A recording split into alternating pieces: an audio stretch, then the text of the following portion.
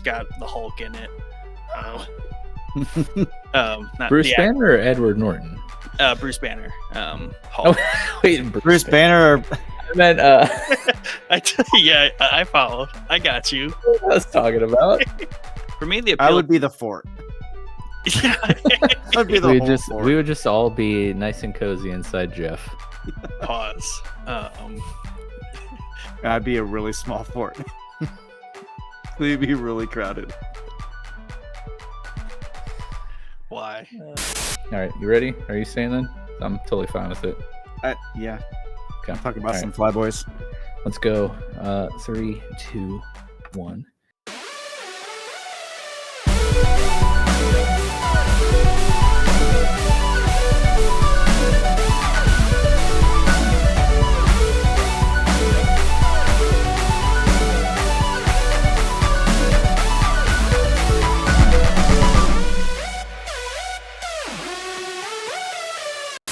Hello, welcome to Showboys.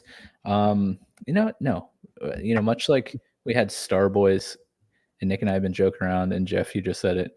Welcome to Flyboys. We're talking about an amazing new show soaring on Apple TV Plus right now. But before we do that, I here, Mike, your host, am joined by my two good friends and fellow hosts, Pixel Nick and Dad, and we're here to talk about some stuff and shout out our top tier patrons, Tim B, Yusuf H, and Hall of Famer Joe C. Thank you guys so much for your support. If you are interested or have no idea what Patreon is, you can go to patreon.com/showboyspodcast. Check it out. Sign up today to help support us financially on a monthly basis. We have a couple different tiers with different perks, such as exclusive Patreon episodes, early access to episodes before they release, and things of that nature. Go check it out. Yes, Dad, you have your hand raised. I'm gonna make a sweet avatar for our good buddy Joe Seacross. Yeah? Yeah. I just wanted to say that. Nice. I'm sure he'd appreciate that. Yeah. We should make Flyboy Showboys merchandise where the three of us, our avatars are Getting aviatored up. We look like aviators. And the sound waves in our design is replaced by a giant fort. What do you say? Just need some sheepskins. Yeah. Bomber jackets. Flyboys. I mean, we could just Photoshop our faces over top of theirs. Done. But I want it as like a hoodie, and I would wear it around. Be a Flyboys. Anyways, we're going to be talking about Masters of the Air, a show that kind of snuck up on. I'm not going to throw myself under the bus because I mentioned this show like 3 or 4 times to these guys.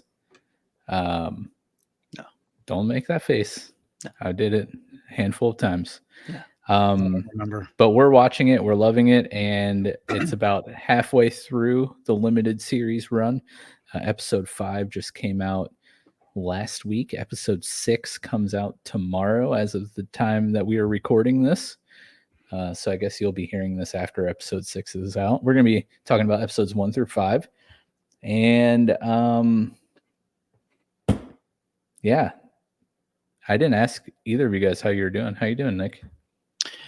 I'm doing good. Just hanging in there.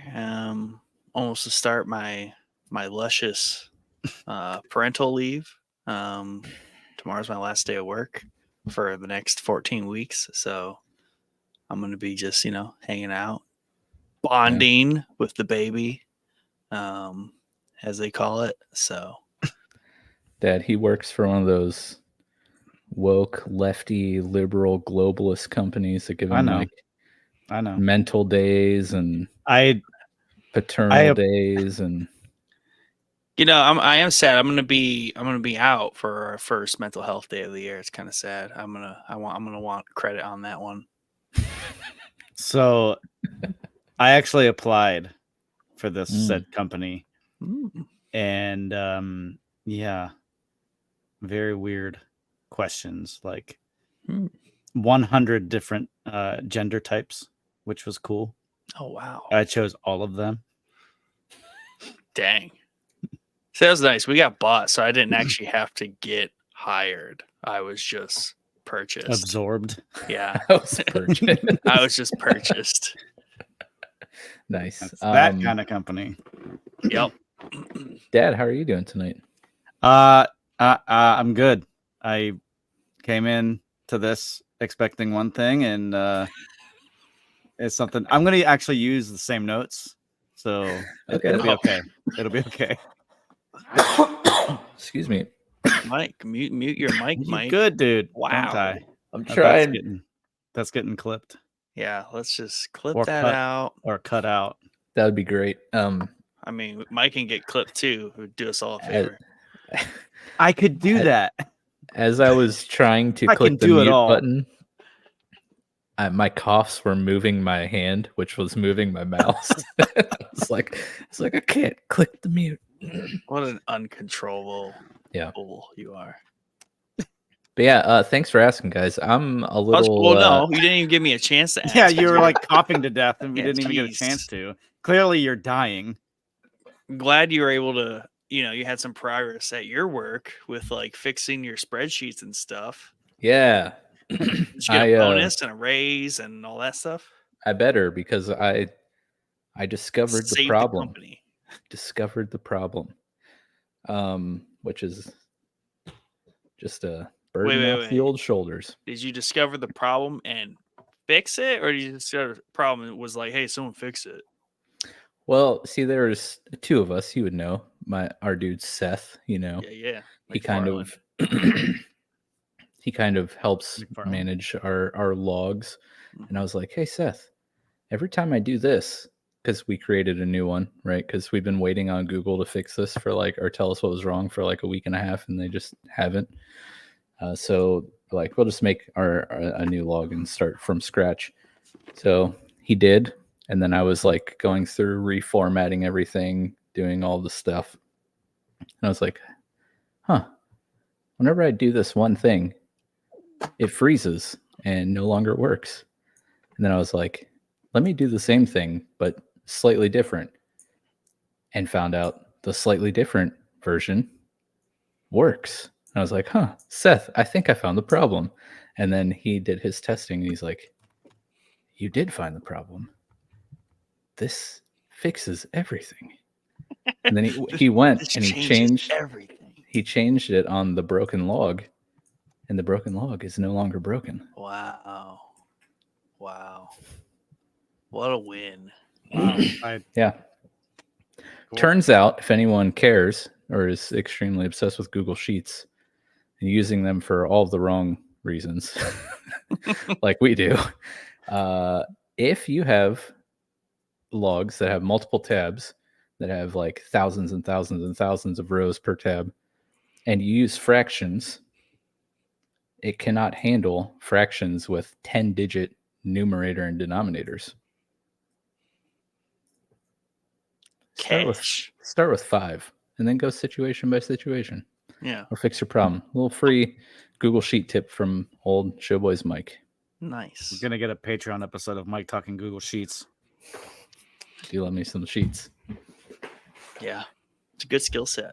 Yeah, it is. But I apologize ahead of time. I'm like all over the place. I literally like walked in the door, sat down at the computer, and got on StreamYard. So I'm a little. Oh, like from the beach or something? You're so tired. Oh man. Yeah. No, I had exhausted.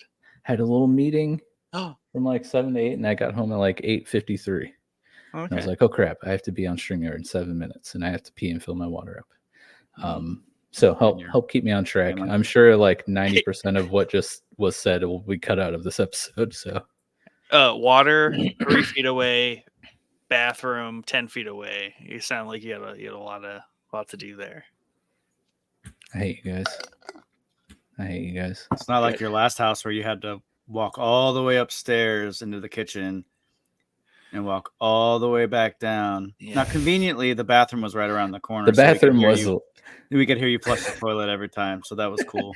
The bathroom was way closer than it is in this place, but that we're not here to talk about. the way Your bathroom my living trips. space is laid out. We're here to talk about Masters of the Air. Like I said, I kept seeing Nick he has YouTube Premium or some fancy schmancy version of YouTube that doesn't have ads. And I kept seeing ads for this show on YouTube. Then I'd be scrolling through the Showboys Twitter and I'd see sponsored tweets from like Apple, and we follow Apple Plus. So just see tweets like, oh, Masters of the Air limited series coming. And I'd watch the trailer and I'd be like, oh, that does look kind of cool. I might want to watch that sometime. And by golly, I did. And it was awesome. And I was like, Nick, you should watch this show.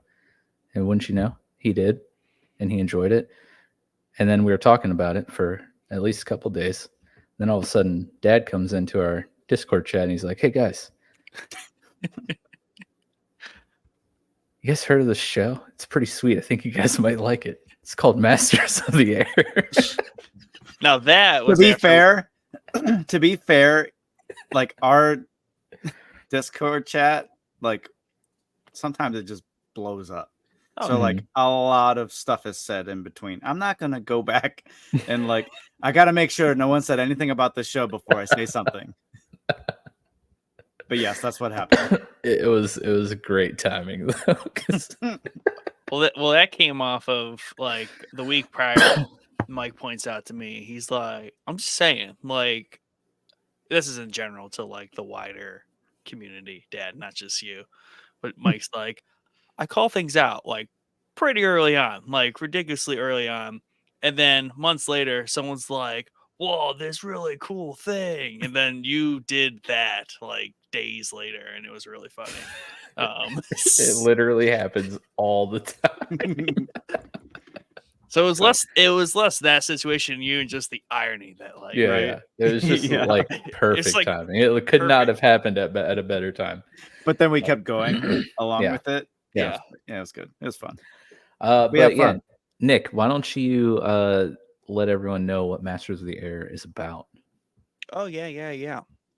So it's about World War II. It is adjacent or a companion to Band of Brothers and the Pacific. In case anyone has seen those are pretty popular shows. Feel needed to go watch those now. I feel like those are things I should have seen and I haven't seen. Same. Band of Brothers, is that the one with Ross from Friends? Is Ross his name? I believe so. That seems David Schwimmer, I believe is his. That came out. Yeah, fact check that. That came out in 2001, so that would kind of check out because he was more active in that time, and that would be like just post Friends or right near the end of Friends. Right near the end, yeah. But that checks out. But Masters of the Air, the premise of it, it recounts the, I guess not the adventures, but the story of the 100th bomb group in World War II, based out of England, primarily comprised of Americans. And they led many, like, I don't know how this math adds up, but like 8,000 missions, whatever quantifies as a mission. I don't know how you do that many over like less than 1,000 days. But I'm sure they counted like every little micro adventure they went on. Maybe it's like every plane that was involved counted as a mission. True. Even if they had to like turn around and land like they did. Sure. Yeah, guess it was a mission. So Schwimmer was in fact in this, or in Band of Brothers. The only way I know that is before Masters of the Air started, I watched like maybe the first episode of Band of Brothers. Hey, and that sounds like me. He's in Friends. Dad move. Yeah, dad move. I think I did the same thing. I watched like 1 or 2 episodes, and then got terribly sidetracked. Or maybe it was one of those things where I realized I'm like, I need to invest like the proper time into this. I can't just like half-ass it. But many dangerous missions into Europe, over Nazi-occupied Europe at that too. And it's based on, I guess, the book and or diary almost of Buck Clevens, right? And that's who the show focuses. Gail Buck Clevens. Buck.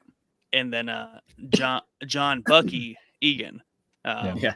who were John Egan. That's funny. two majors that they led this group, and based on his telling of it, and that's where a lot of the material comes from. And which is funny because like the navigator Crosby, he's the one that's like narrating the episode, right. So I'm kind of shocked because I imagined after you said this is based on the diary of, I thought you were gonna say Crosby. So I looked that up. It's based on the book of the same name by historian Donald L. Miller, published in 2007. Nice. So it might be a collection of Probably their diaries and their stories from it then. Yeah, because I do remember, he does narrate a ton of it, or all of it, I think. Which I didn't pick up right away because he isn't like a principal character off the bat. I think I thought it was Egan, like a different version of Egan kind of doing it. But that's the premise of it. But also a big focus of it is, like these shows tend to do, the focus is to show the horrors or reality of war and this aspect of it. And in this case, we are in the B-17 Flying Fortress. That's sole purpose was to drop bombs and shoot other planes out of the sky. And these things are incredible. Very much though, a sitting duck to be blasted, and they had been slow, heavy. And they were in formation, and they were just watching the other ones get blasted out of the sky. Man, how freaking terrifying! Yeah. I mean, it's crazy how combat evolves, but like in like its early forms, like the different stages it goes through, and still very effective though. Like once they get to their destination, bombs away, man, and it's over. Like destroyed that whole factory that they were going after. Very effective.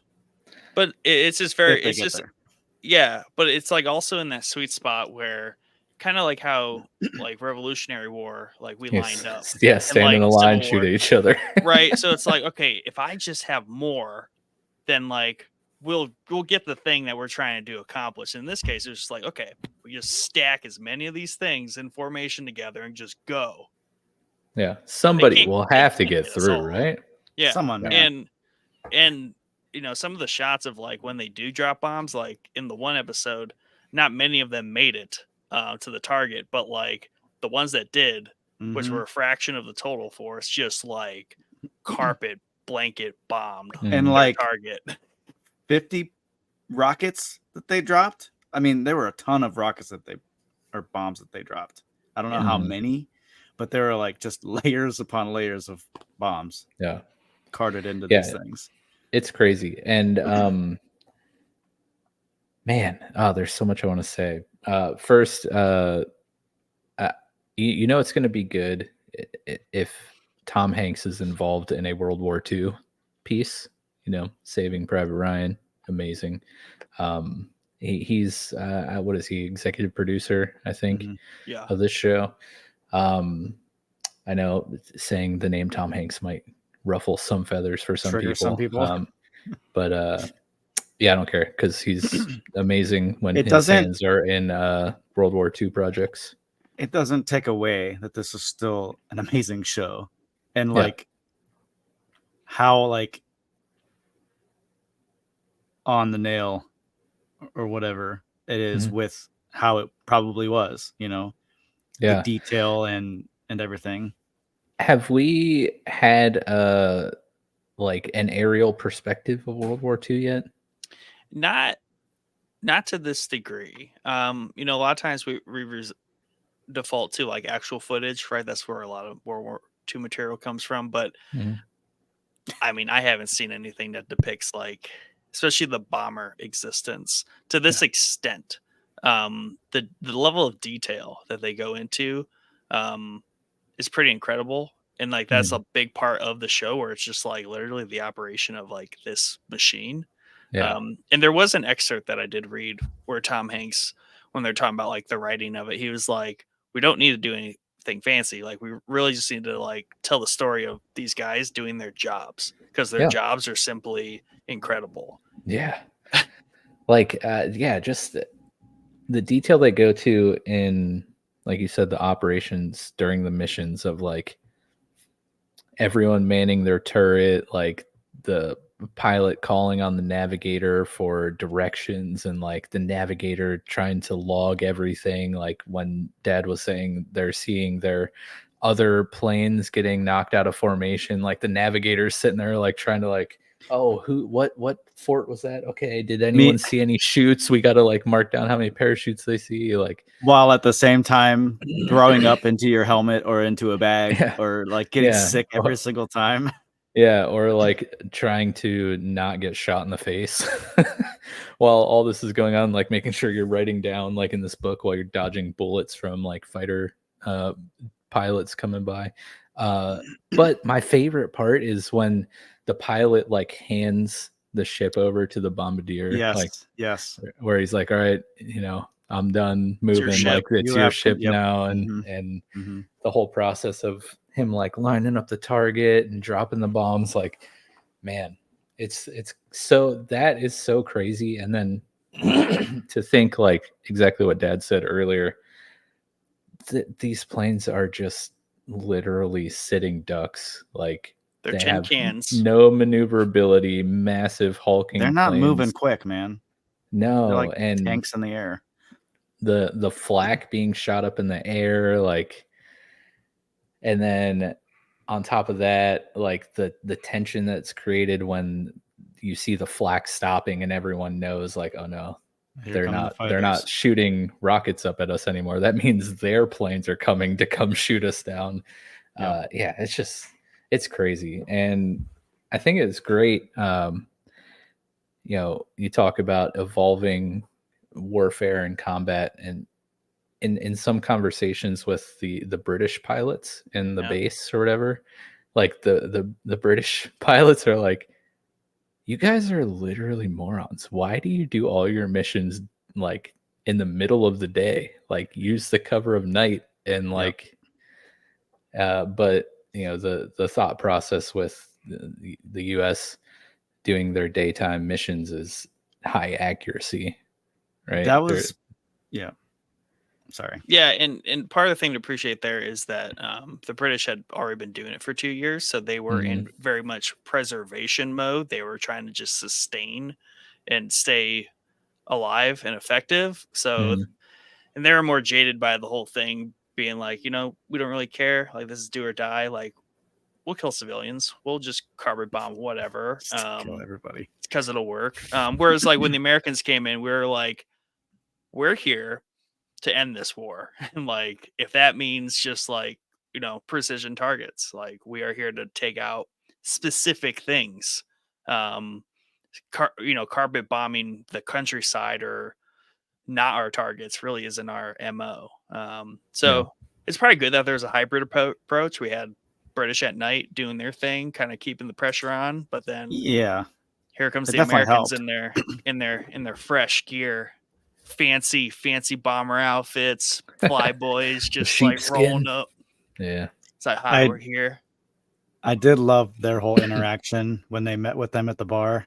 Yeah, they were all like,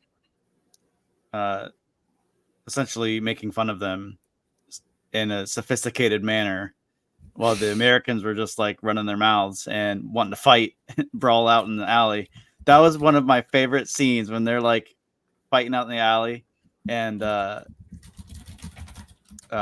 what's his name? Biddick? Bucky. Curtis. Oh yeah. Bam.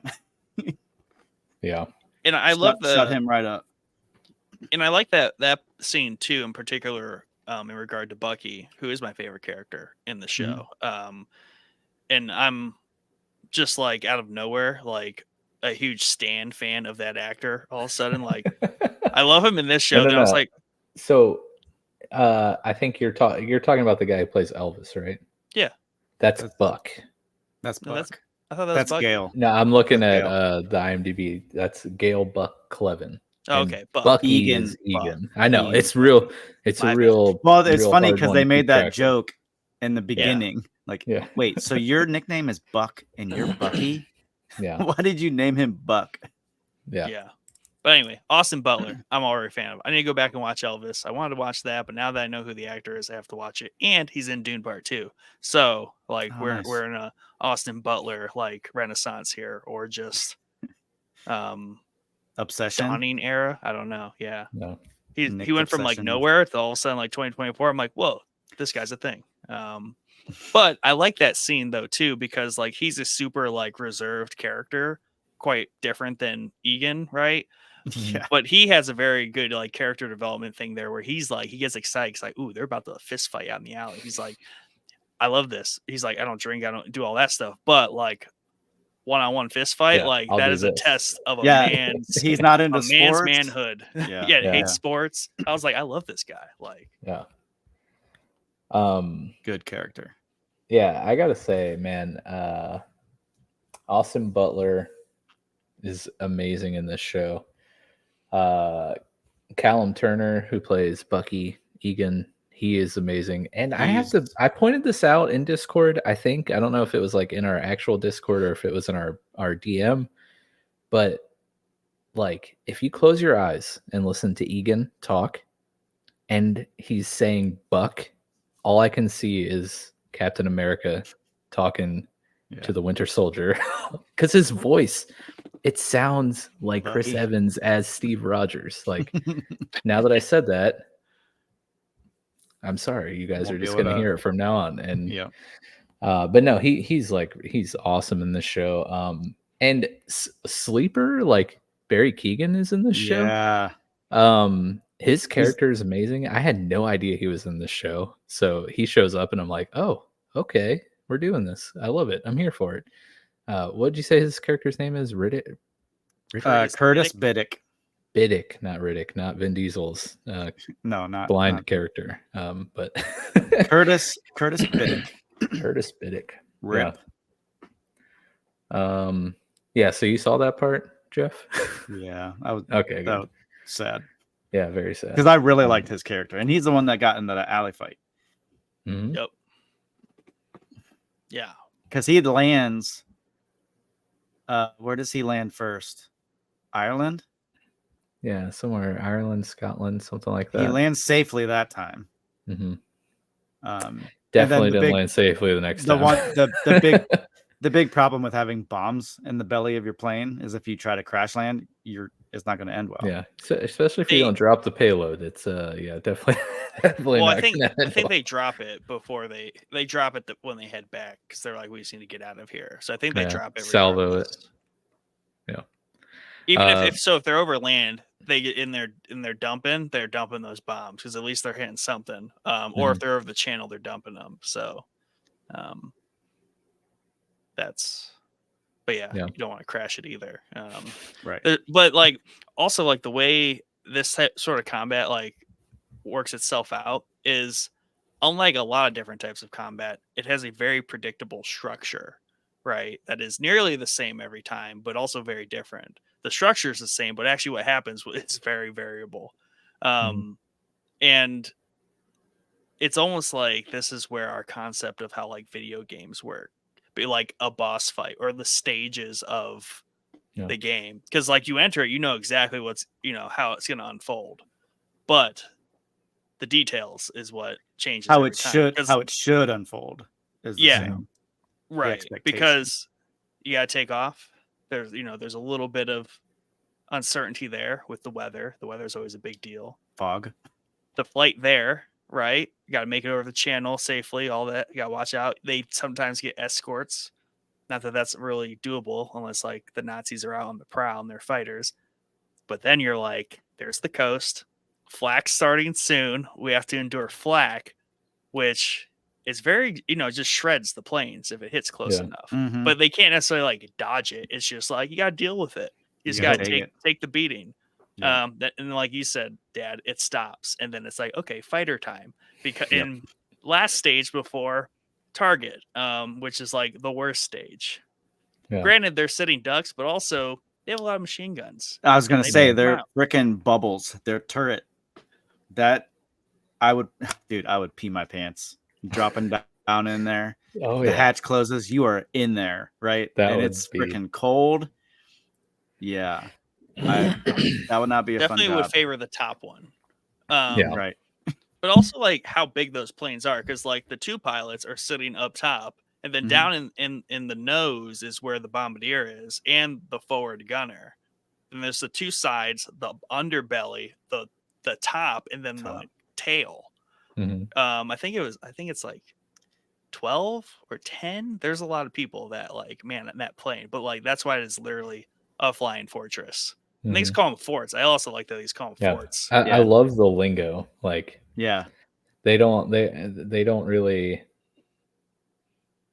like placate to the audience. They're just like, this is what we're calling things. We're not going to explain it. You'll figure it out. I always like that. Yeah, and on top of all the things you said, Nick, like then you have the mechanical factor where like maybe just one day one of your engines just isn't going to work. You make it through all that stuff, get ready to drop your bombs, and then hope your engine shuts down. Or just like coast to Africa.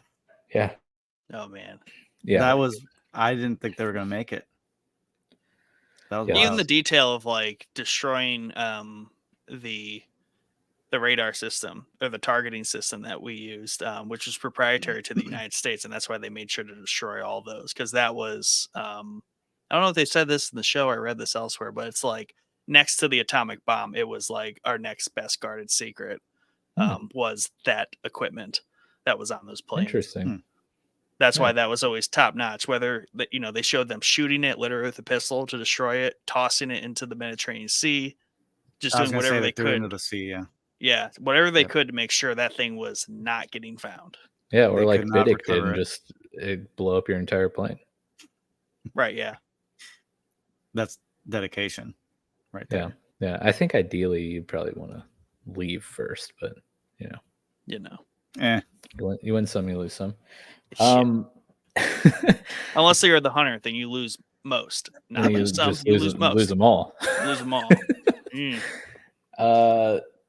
So yeah, with that being said, like I love the extreme focus on the planes themselves and the missions like that. And what goes hand in hand with the focus on the forts and whatnot are the visuals, the planes themselves, like the action sequences in the air. Holy cow, it's just like straight eye candy. This show looks so good. There's so much that they did right. I mean, from the time, the ships, like you said, or the forts, all the mechanics and all the intricate details of everything.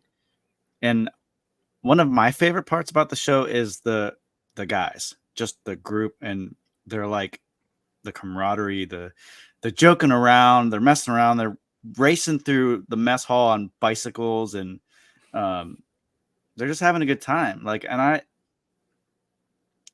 it was very believable. I felt like I was in it. Like I was totally immersed. I've been immersed in this show. However, okay, with all those frickin' machine guns mounted on these forts, how did they not shoot each other? Yeah, because they're close, and there's multiple groups of them very close.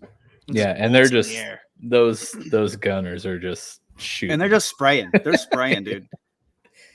Yeah, that's a good question. Definitely, probably some, friendly fire in there, but like, sure, it's probably chalked up to be okay because, hey, a couple stray bullets into your buddy's plane over there is all right if you're shooting down fighters. Granted, not many fighters getting shot down by the good guys though. Quite a few, especially like, I mean, they shred them up. I mean, they don't focus on that too much, but like they're dropping out there. If they eventually like lay off, they either run out of fuel or they get shot down. Mm-hmm. I mean, it wasn't happening too much in the beginning, though. I noticed not in the beginning. Episode 3, they showed quite a bit of all that fight. Yeah. Like it was just raining metal It's the like they sky. learned from the first time. Yeah. Yeah, but I do want to point out the reason it probably sounds like Captain America Chris Evans is because very same caricature, right? Same accent. Time period. Yeah, good period piece, obviously, very much Yeah. so.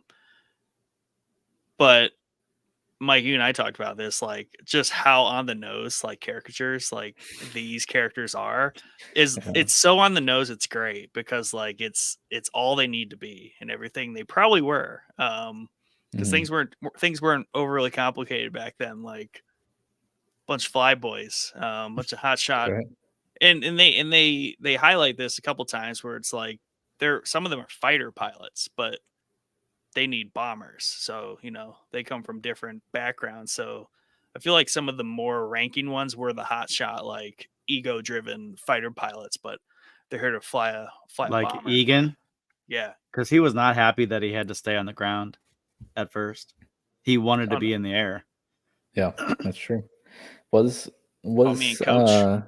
was Clevin or Egan a fighter? Was one of them was, right? I thought they both were.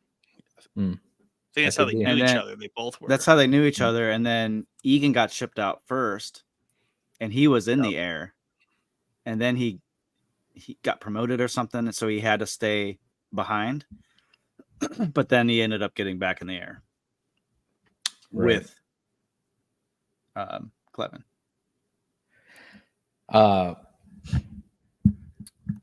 And Nick, you had said something earlier about shows of these styles, movies of this style, like they a lot of times focus on the horrors of war and combat and things.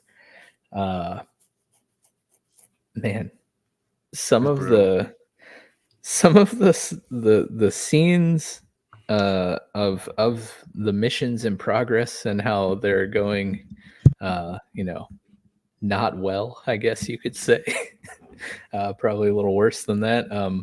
But just the damage the pilots and the crew are taking, like it's so brutal and gruesome. And like Dad hasn't seen this part yet, but in episode 5, when dude's like face is just like shredded, and his like the gunner on the other side's like goes into shock, and he's like freaking out, and he's like trying to help his clearly dead or basically dead friend. He puts his oxygen mask on him to like try to get him to breathe, but like the dude's face is literally gone.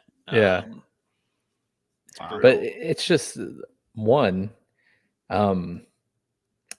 like effects wise, visually, they do just an amazing job of displaying the just gruesomeness and like horror of battle and like the damage it actually does. It's crazy. And then in scenes like that, excuse me, and in an earlier episode when one of the crew isn't able to get the bubble gunner like hatch. out of the hatch, he can't open the hatch, so he's like obviously struggles with that in the next episode, where he's like, yeah, basically my friend and crewman, I let him die and go down with this plane because I couldn't open the hatch, and here I am, like, survived. And just they do a good job of showing both like visually and like what happens to the characters as they go through these. And that in war stories, like, that is the only thing that's important, really. I mean, and there was a lot of it. So, Yeah. I mean, and these guys got super, super close. I mean, like brothers. So, like, something like that happens, like, oh my gosh, I need to like get out of here because I'm going to die too, but I want to save my friend, like, yeah. Yeah, that's rough. Yeah, the dude getting his face blown off by the shrapnel. It's just crazy, like the amount of RNG that is at play here, because like there is a level of like skill is important to give us the best odds at this game of random chance, because no matter what your level of skill is, like there's just a chance that the shrapnel is going to just happen to hit right by an engine.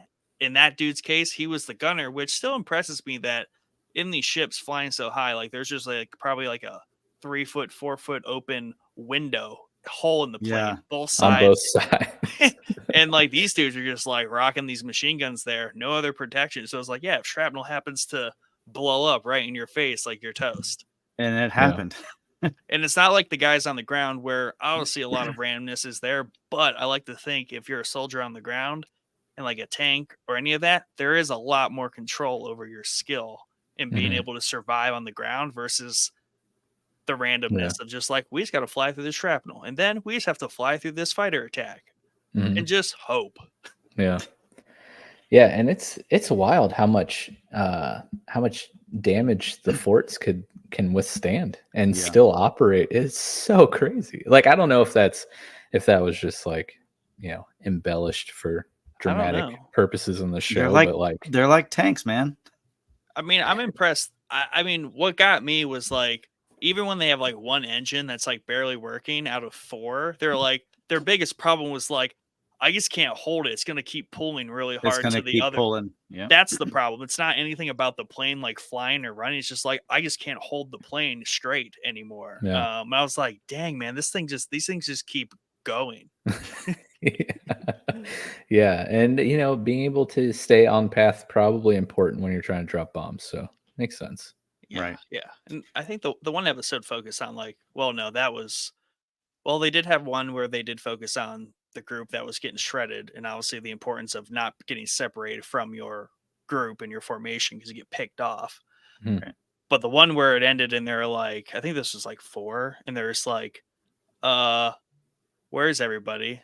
Like there's literally no one else. Like it's just us. So, like now let's just pray that like we can get back safely. Oh, yeah. man. Yeah, that one that was a bit intense. I will say on a lighter note, there's been some great like GIF meme-worthy things in this show. For example, I thought you were gonna tell me there actually gonna show were us? GIFs and memes. Are you gonna show us? no, because I don't know if this one exists yet, and if it doesn't, it needs to. But I wish that I was still in like my softball playing like heyday when the show is out, because that line in episode 5, Nick, where Bucky's like talking with the other crewman who's like, oh, it's Sunday, like people are going to be getting out of mass, like we might hit civilians, and Bucky's just like, dude, it's war, we're here to drop bombs. And I'm like, That's my boy, bro. That's what I said every time I go to a softball game. I'm here to drop bombs, bro. Yeah, I do remember that. You and Bim, Yeah. Bomb boys. My name's Mike, and I'm here to hit dingers. Yeah. Still, by the way, dude, Wing and dingers. go. Yeah, wings and dings. Guys, just take like a 5-second break and YouTube Big Al Little League World Series. It's like the funniest clip ever. It's this really, really fat 12-year-old kid. And I don't know if anyone's ever watched the Little League World Series, but they do like player introductions for all the kids. And when he gets up to bat, his little player introduction starts, and he's just standing there. He's like, my name's Big Al, and I hit dingers. It's literally like the funniest video ever, dude. But yeah, anyways, little side note, but yeah, we're here to drop bombs, guys.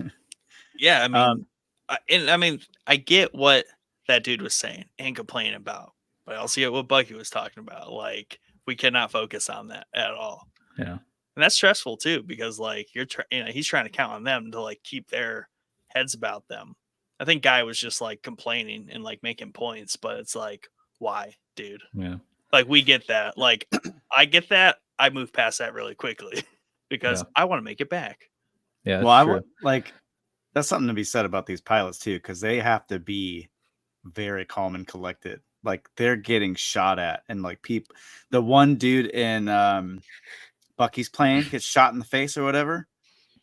Yeah, I think something. I don't know who the pilot was, but he's still like, okay, that happened, but I still have to maintain, Yeah, I mean that's what Buck Clevin was all about. Like that dude was cool as a cucumber no matter what. Even like it was Buck. The one episode where like his entire like the entire squadron is like in shambles and he's just getting obliterated and his co-pilot's like, we gotta leave, and he's like, we're gonna take it and you're gonna like it. I also wanted to we were talking about the graphic, like the gore of it. Very graphic. But I don't feel like they like glorified it in any way. Like no, like it's only there when it's necessary. It wasn't overdone. Like the one part where they're looking out the one side and the body comes flying and he's cut in half on the wing. Like, oh yeah, okay, that just happened. Like, yeah, it was so random, but like I was like just shocked, and that stuff probably happened as they're bailing out of these planes. I thought about that. I was like, how many of these people just like either catch a flak like on the way down, like how bad would that suck, or like just happen to fall right in the path of a bomber or a fighter jet, or they're just shooting down and an enemy fighter comes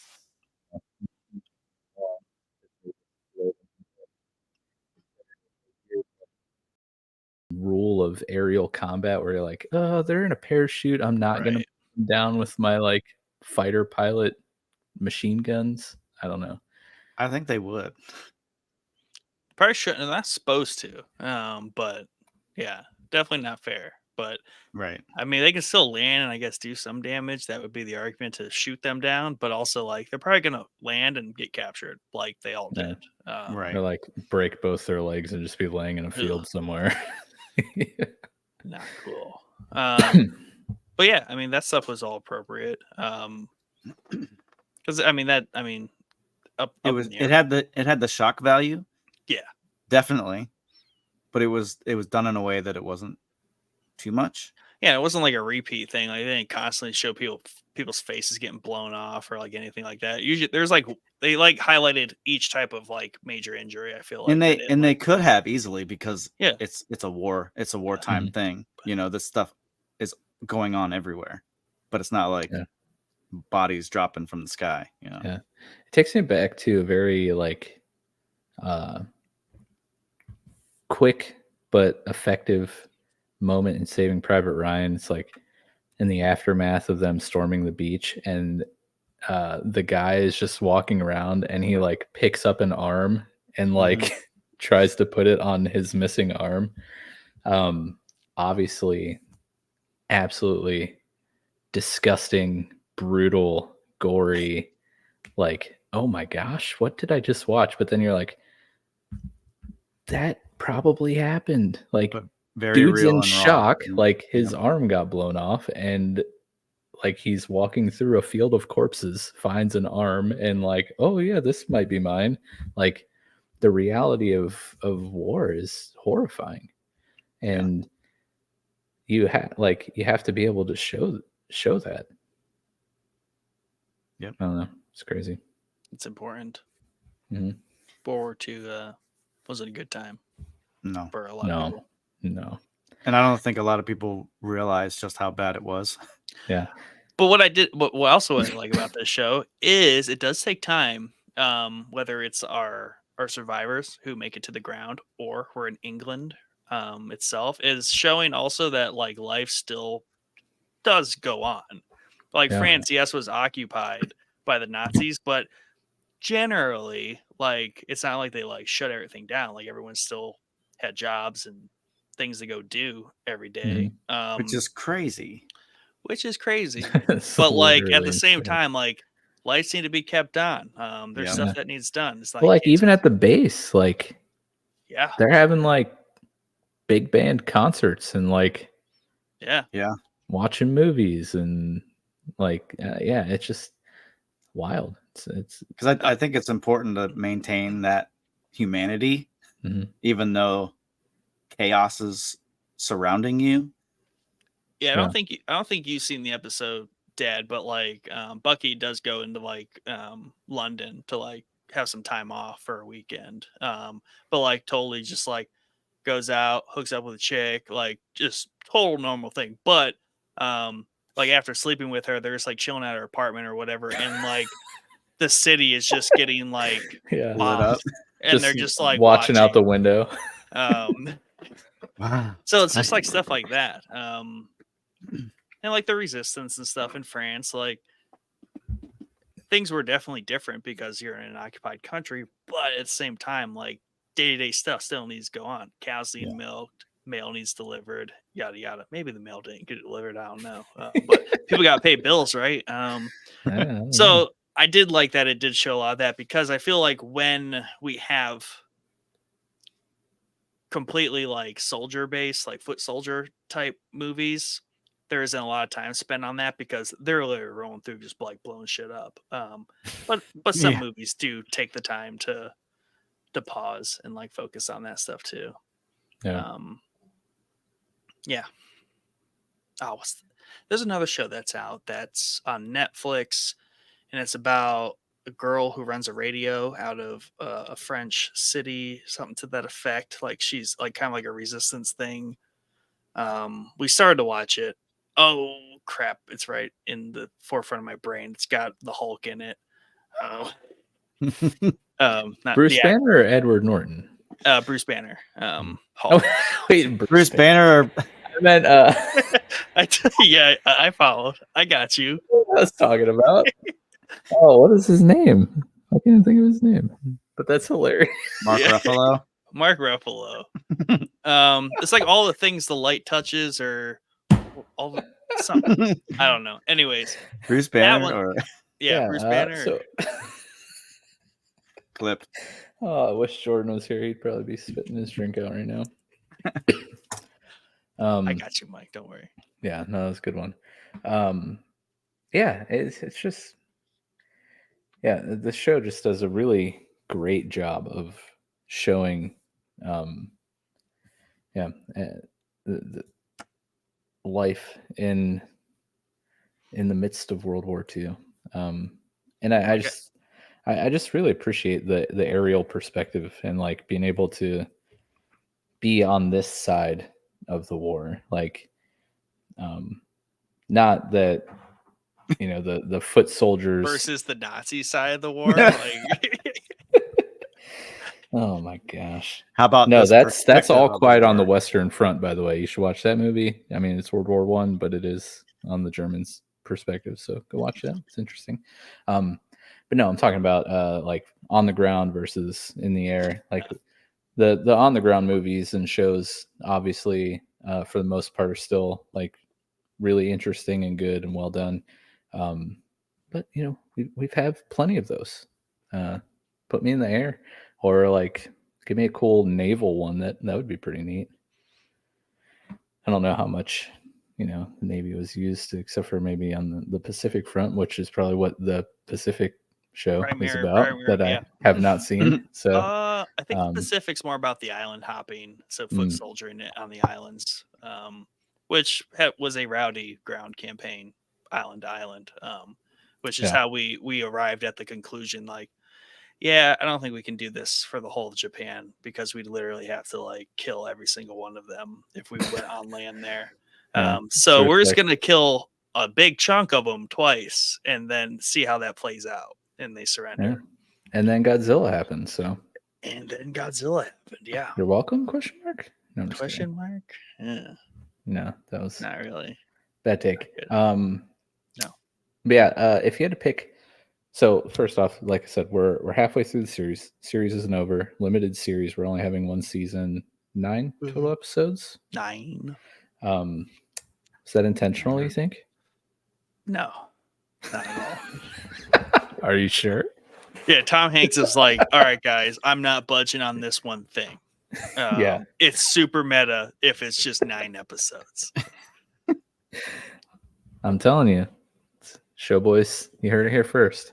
No, is there if you had to pick one thing that's your favorite aspect of the show, what would it be up to this point? Dad, since you've seen the fewest amount of episodes, I'll let you start first.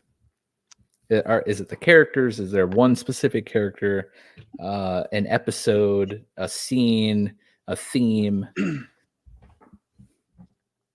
It's hard to pick just one thing because there's so many things about the show I love. Well, too bad. I asked for one thing. As long as what you pick doesn't offend yourself, you're all right. See what happens when you work for these leftist, liberal, woke, globalist companies. Just don't offend yourself, Dad. Talking about offending yourself. That's what he's worried about. Look at him. I have just offended myself. Yes. I would say the characters. Just the way that they all work together, and they're brothers, you know? They're brothers of war. Are they a band of brothers? Yeah, wrong show, Jeff. They're like a band of brothers. Just in the air. Yeah. Flyboys. Flyboys. And the ships. And the flying. And the bombing. I mean, I feel like the forts could be characters themselves. 100%. Yeah. Very important characters. I agree. Yes. Characters are really cool, and the relationships between a few of them are pretty awesome. And I hope we get more of Cross. I like him. His character is pretty cool. Sad that Biddick. I almost called him Riddick again. I'm sad. His first name's Kurt. That helps. Curtis. Kurt. They called him Kurt. Kurt. He's a cool character, but of course, like Clevin, Egan. Come on. Yep. Come on now. I do have a feeling that the series is about to pivot in the next 4 episodes, which I think we will get to see more of these secondary characters for obvious reasons. But there's a pretty cool character that pops up in like episode 5-ish. Okay. I'll look out for that character. I'm enjoying him. We'll see how long he stays around for. But anyways, Nick, what were you going to say? I was going to answer the question. Is it a question for me, or was it just Dad? No, it's for you too. Okay. It's just for me. All right, guys. Well, thanks for tuning in. Right, see ya. Later. Peace out. Episode 3 and Buck. Like episode 3 was good. Oh, like I told you guys separately. It's the Sistine Chapel of like war movies. Like literally the sky of just like horrific graphic death and shrapnel. Yeah. But also didn't you describe an episode of Game of Thrones as the Sistine Chapel of that series? No. Or something? No. I feel like I've heard you use that descriptive terminology for something before. Look it up. I'm going to scrub through our like 200 episodes of the podcast. And you're like, crap, it was in a Patreon episode. Dang it. I'm not signed up. Episode 3 was awesome. Oh, I want to rewatch it. Also, it's the shortest episode, but for all the right reasons. I think it's like 38 minutes long. But like at that point, they laid a lot of the groundwork for like briefing, mission, go, target, right? And like they just jump right into it. Like I think it starts with like the briefing, like here's what we're doing today, boys. And I like the logistical aspects, obviously, that play into that. So like I like the targets they pick and why they pick them. Like that's cool to see, whether it's like a U-boat pen yard or like a railway. The Ruhr Valley, really big industrial complex in Germany. So that was cool that we got to see that get bombed. Yeah, definitely here for all that. Do we know if these missions were like actual missions? Yeah. Or if they're just like made up for the show? No, these are actual missions. Oh, that's rad. Man, if I had to answer my own question, I would probably say,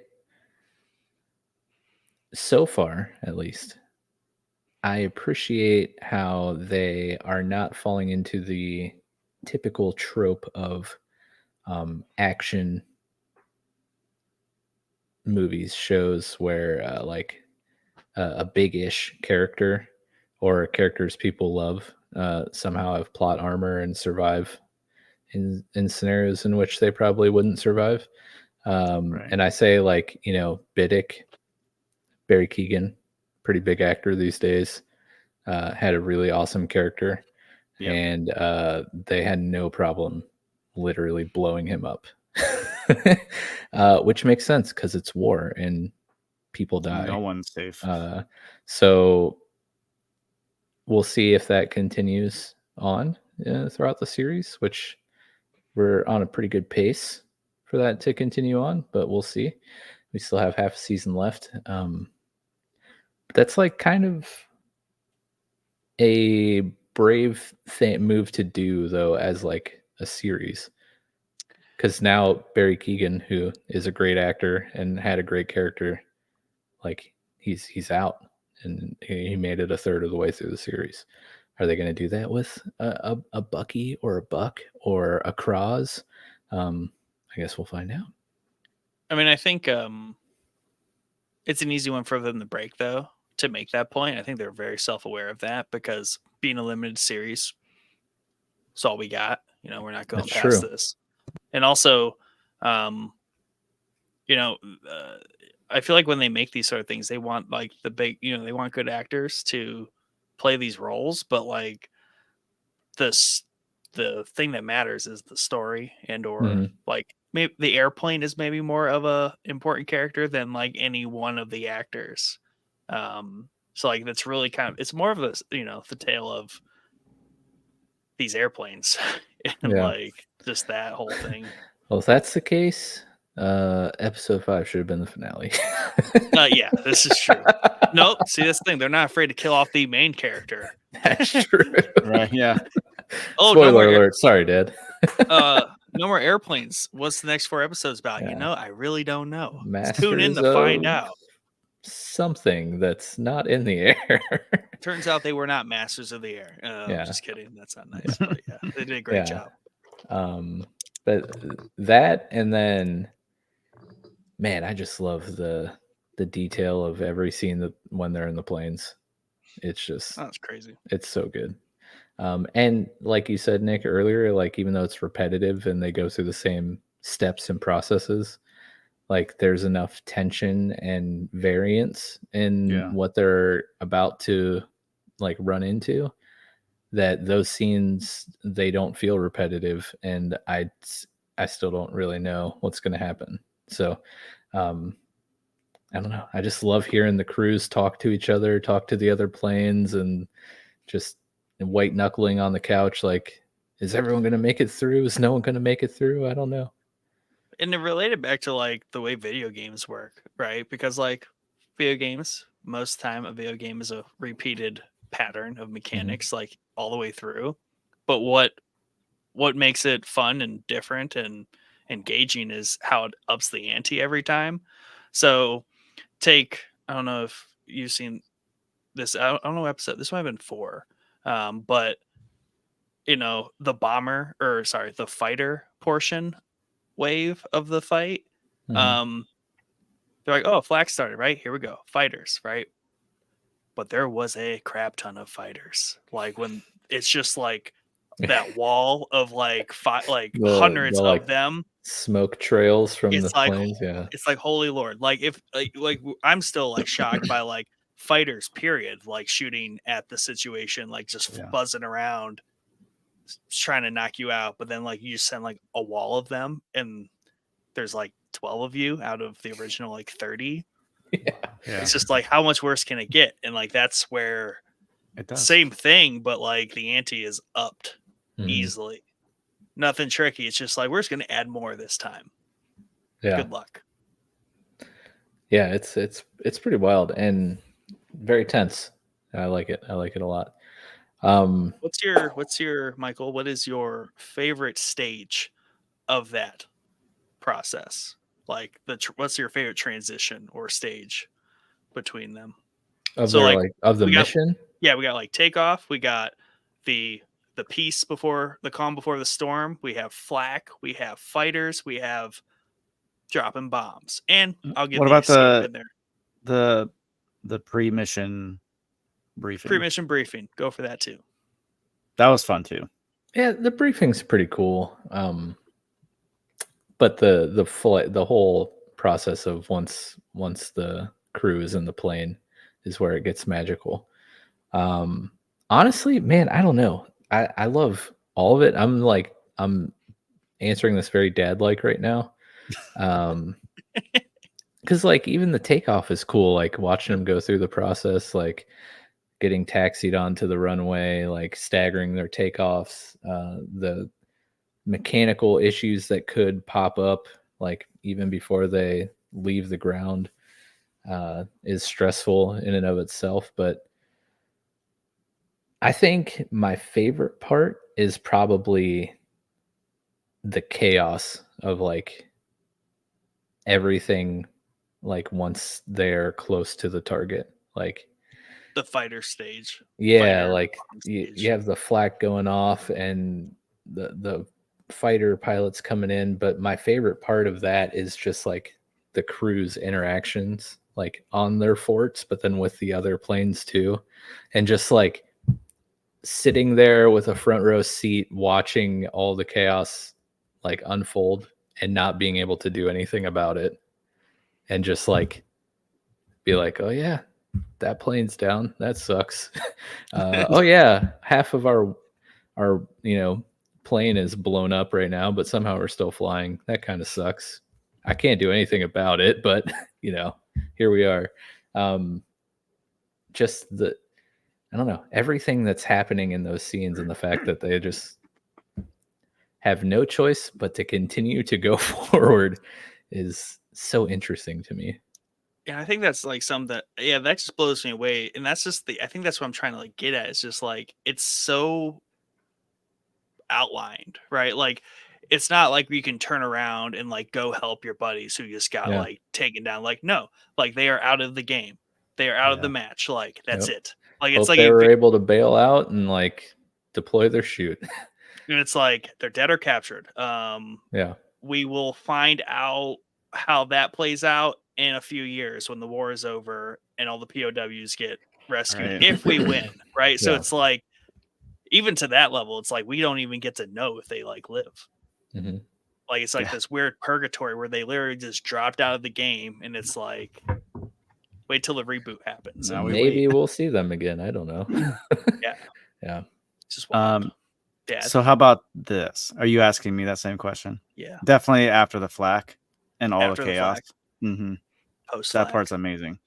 Yeah. Man, but it's so satisfying when they finally get to drop the payload. Yeah. Oh yeah. You're just like, oh, it was worth it. All that time. Yeah. But like also think like from the enemy's perspective, like it's coming. You can see them from miles away. Right. You're still trying to blow these like completely immobile on a straight line massive planes. You're shooting them out of the sky. But like half of a plane still makes it through and drops like 10 massive bombs on you and still obliterates you. Yeah. Like it is the modern version of revolutionary like old school wars where you're literally just standing in a line across the field from each other, taking turns shooting and reloading. Like, man, it's just wild. It's so wild. And it's also like capture the hill or flag where it's like as long as you make it to the target, you win. Like that's true. It's like it's a very binary game for the Nazi. It's like, okay, if single one of these things makes it there, we lose. It's like tower defense. Yeah. Yeah, it's like the criteria for winning is very straightforward as well, right? Yeah. It's just someone's got to make it. Get the ball to that end of the field, and as long as it goes through the goalpost, you win, you score, you win. Yeah. Yeah, it's very crazy. That's the uniqueness of it. That's just so cool. It's just like unlike any really thing else, right? Like maybe there does need to be like a naval version and see what the uniqueness is about like that. Granted, on Hulu or sorry, Apple Plus, Tom Hanks is in a movie about a warship I think they were like escorting ships over the Atlantic to get troops to Europe during World War II, and he gets assigned to, I think, like an escort cruiser or a battleship. But it's always advertised like right in around when I'm watching this. Yeah, I'll look that up real quick. But Tom Hanks is literally in it. Because I vaguely like can recall what you're talking about, but I can't think of the name of it. I added to the watch list because I'm like, I need to watch that right after this. And it's weird that Tom Hanks is actually in it. Yeah. But my favorite part. Yeah, Nick, what's your favorite part? My favorite part, to answer my own question. It's hard because every stage is just like so intriguing and done so well. But I think I personally like the calm before and like the prep that they're going through. They're like, did we do everything right? Are we ready? Like that, like, here we go into the flak. I really like the flak stage because it's this weird RNG situation where they are still in prep mode because they're like, this is just something we have to endure. There's nothing we need to actually need or can do in this stage.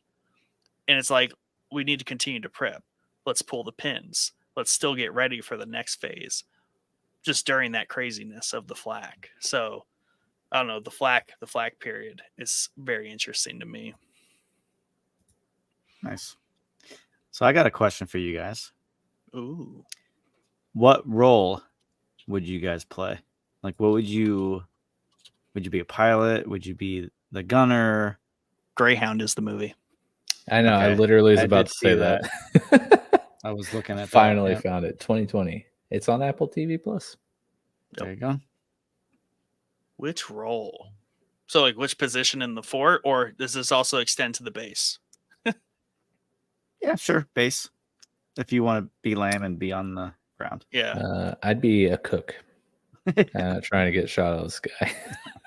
Die a slow, painful death, or fast, painful death, I guess. If you guaranteed to live, what role would you choose? Yeah. If you're a buck but with plot armor, yeah, like what? Yeah. You can have plot armor. It's fine. Okay. If I was a major actor in this scenario, we all have plot armor. We're good. You might get beat up a little bit, but we'll live. Maybe shot, whatever. I mean, they do a good job at making nearly most of the roles in the plane like know why they're important and interesting. Right. Yeah. I think the tail gunner gets the least amount of love, but I think he's the one that's sitting with the navigator. The navigator's down below, and that's the forward gunner. I think that's the forward gunner. Forward. Well, it makes sense because he would have to be. He's right below the pilots. Yeah. I think. I'm pretty sure they yell down at him, don't they? Yeah. Yeah. I think I would probably enjoy being in the navigator. Yeah, that's a super interesting role because you're also the one logging, like you're trying to pay attention and not lose like the flight group. But if you're the primary principal navigator, yeah. The bombardier is really cool when it's your turn. Now is that dude if it chilling? Gets to your turn? Yeah. Is that dude chilling, or is he also the forward gunner at the same time? And no, dude, I think he's just chilling because then he's responsible for pulling the pins. Yeah. Before it gets to the part where he takes over. Is he? Yeah, he's kind of like the well, it's worth the most points. It's actually worth all the points, but like he's also the field goal kicker, where like his only job is to like comes in right at the end. Right at the end, just to kick the ball, but like it's worth all the points. That's the game. Like in a tied game situation, overtime. Yeah, it definitely is overtime when they get to that stage. Like everyone is done, and even the Nazis, like they're out of fuel sometimes in that stage, and it's just like dropping bombs. Man, I do like the pin pulling situation too, because at first I was like, "What's the timer on these things? Like, what's the pin doing?" Or is it just arming the bomb, and as long as it hits, then it blows up? think that's the situation. Hopefully, there's no turbulence. Right. Be a really bad day for that fort. Oh Lord! Hold on, guys. fort We're going and through- everyone in the formation. I'm pretty sure there's enough payload to like just obliterate everything that's in the sky right there. Yeah, I mean, they show the scene with one fort crashing into the other. They stole that right from Star Wars, from Rogue One, but whatever. Kidding. That was that's awesome. that's a hard question, Dad. What would you do, Dad? Yeah.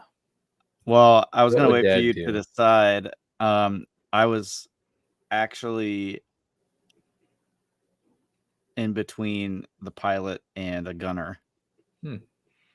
Just because I've always wanted to be a pilot, like back in the day. Like I probably would have been in the Air Force. Now, your dad served in the armed forces, yes? He's in the Navy. Navy? That's what I was going to ask.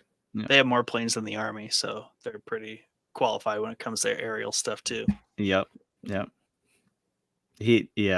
Or no, cool. it's the other way around. Army has more planes. Is that how that works? Army has more planes than the Air Force. That's how that works. Navy has just no catches planes? them all. Yeah. Yeah, come land on our ships. Cool. So why would you have been in the Air Force? Or I love to fly. Yeah. You're a pilot? Yeah, I'd go with pilot. Okay. But I'd rather be a fighter pilot, but in this scenario, I would just be a pilot. It's fine. For me, the I would be the fort. Yeah. I'd be the whole fort. We would just all be nice and cozy inside Jeff. Pause. I'd be a really small fort. They'd be really crowded. Why? I like both navigator and pilot. Both your answers. Those are good answers. Yeah. Hey, if you went with bombardier, we could all be on the same fort. Yeah, I do like bombardier. I can chill. I'll chill. Yeah, if we're all on the same fort, I'll do bombardier. That should be a game. Well, there is actually a game coming out that's based on all this because it's a series too. They've been making games about this since like the 90s. So like a co-op where we could actually do that, like what we're talking about. I think it's like a resource. I feel like it's kind of like the Pale Beyond is how I think the early ones were set up. Dude, that game rules, by the way. Pale Beyond was super shout fun. out. $10 till the second. You guys should buy it and play it. We could talk about it. I might.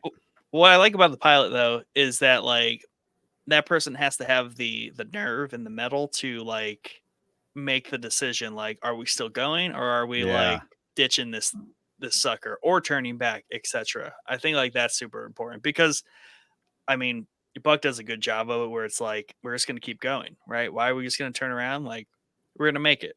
And if we're not, we're not. And maybe that's almost like the mentality that like the whole thing was supposed to have, because what if they all turned around at the first sign of danger? Like we wouldn't got anything done. Flak, turn around. Yeah. So, yeah. There is a cool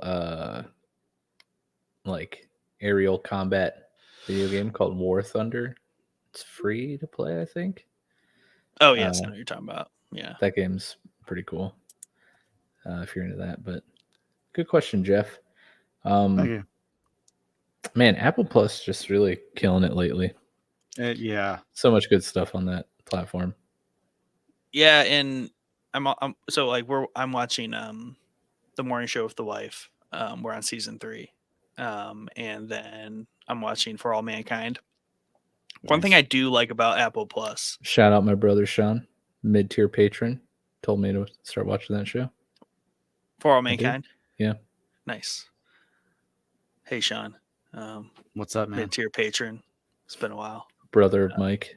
Brother of Mike. That former coworker. Lot of aliases, monikers.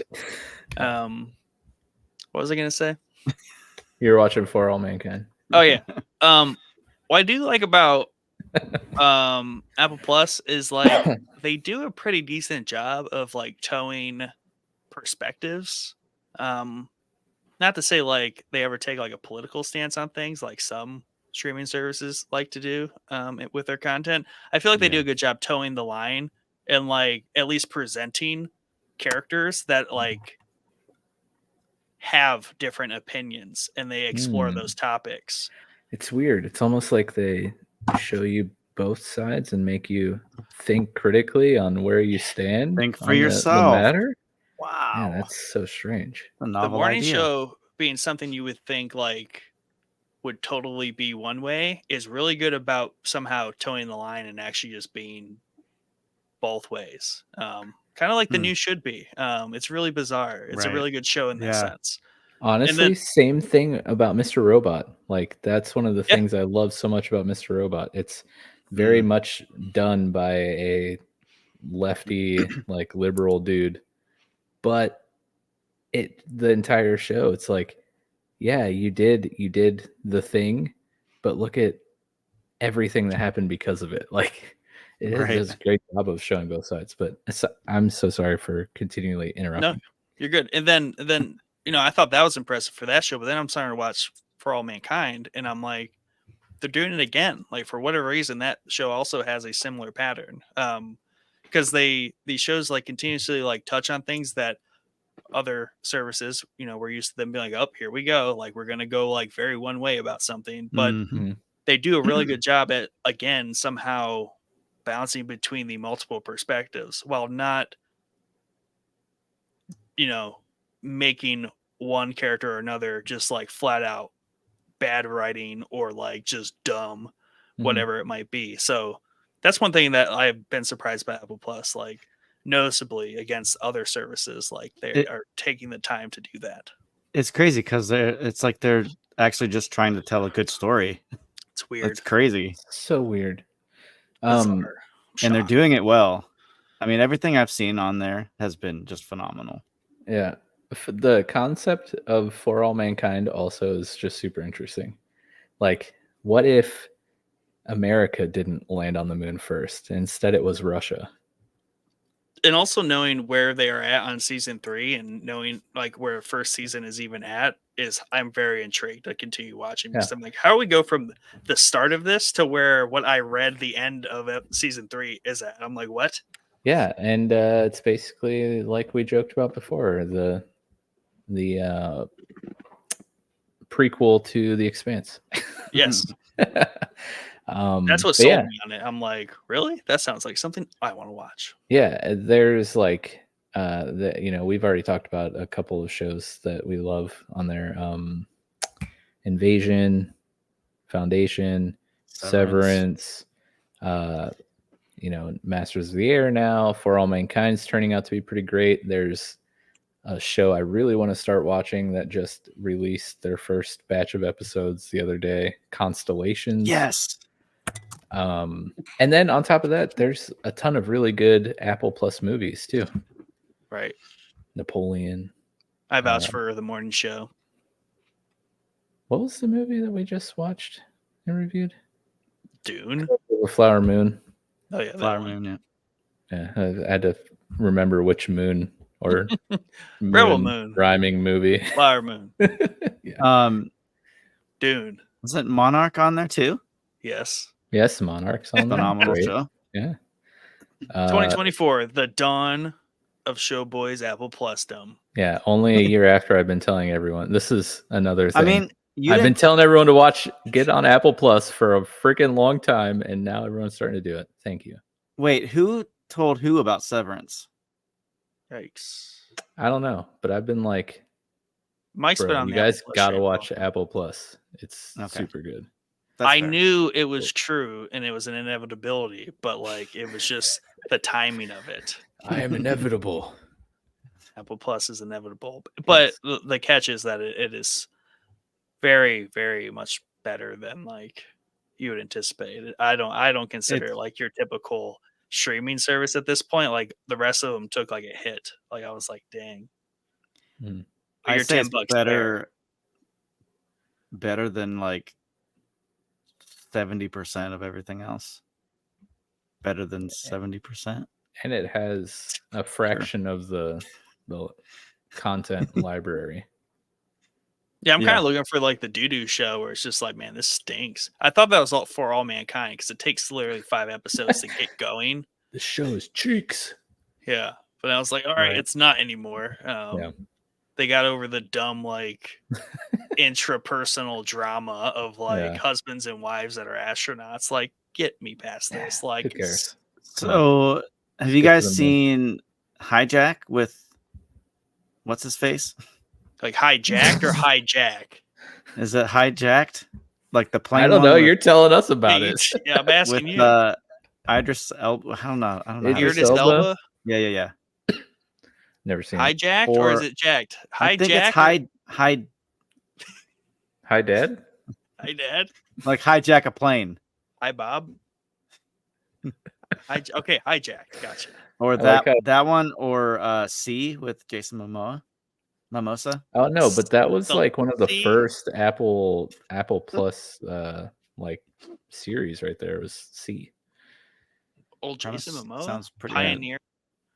Pioneering in Apple like Plus. a post-apocalyptic world where everyone's blind, except for one kid.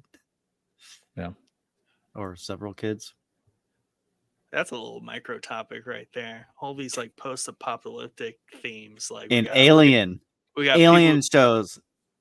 Yeah, big sci-fi stuff over on. Love it. I am all for it. We just subtract a sense and then make a show about it. None of these people can smell. It's so dramatic. None of these people can like talk loudly.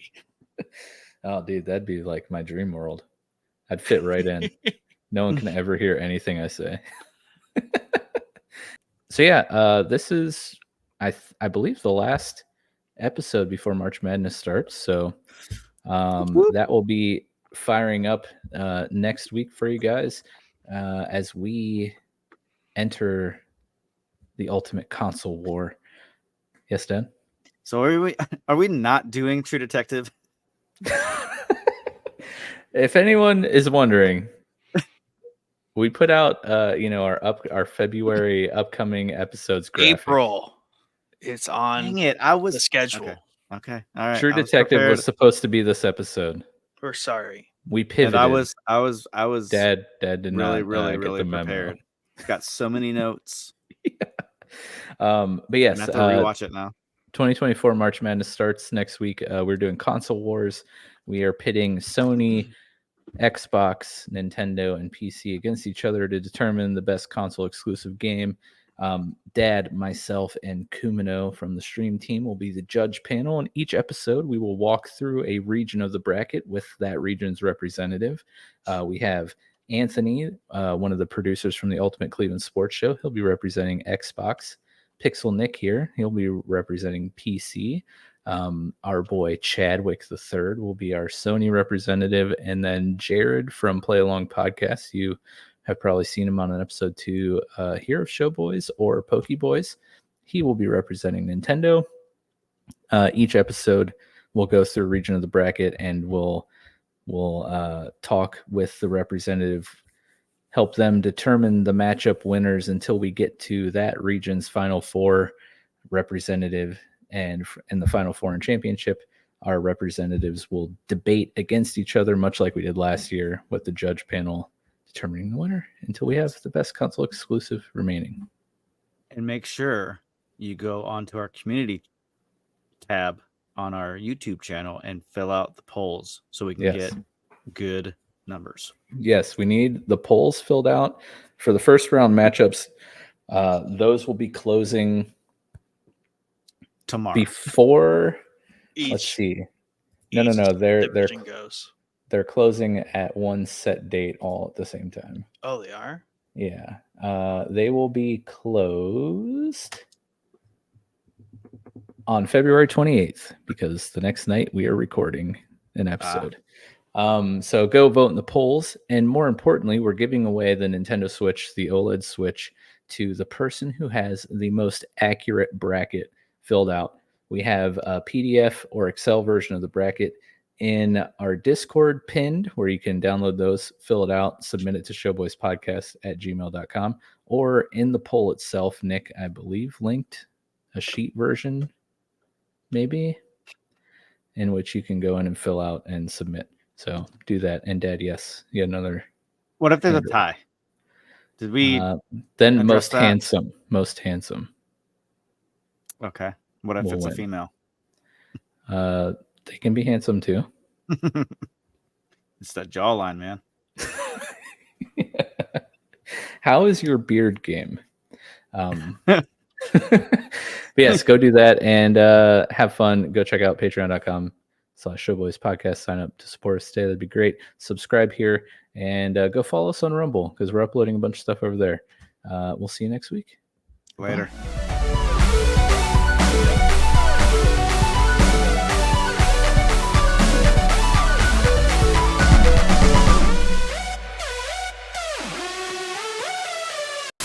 Need reinforcements. Interesting. Almost as interesting as this monster just eating green olives out of a jar. They're jalapeno stuffed green olives. Wow. Dude, they're bomb. I'd be worried if you're just like, they're okay. I'm just hungry. I'm like, damn. My father-in-law got like the most delicious, like garlicky pickle spears from Costco. Nick, I feel like you'd love them. I'm not a big fan of garlic. Like, has anyone ever seen Nick's reflection? No, I don't have one. I have so many questions. All right, get out of here. We got an episode to record. Oh, I'm leaving. You're kicking me out. You said you were leaving. Oh my god, this guy, he's worse than a woman. Get out of here. Patrick can't play because he's tired. He's a tired boy and he's going to bed. Is Patrick even real? Because when did this conversation happen? I told you I was going to leave to play Lethal Company with Patrick.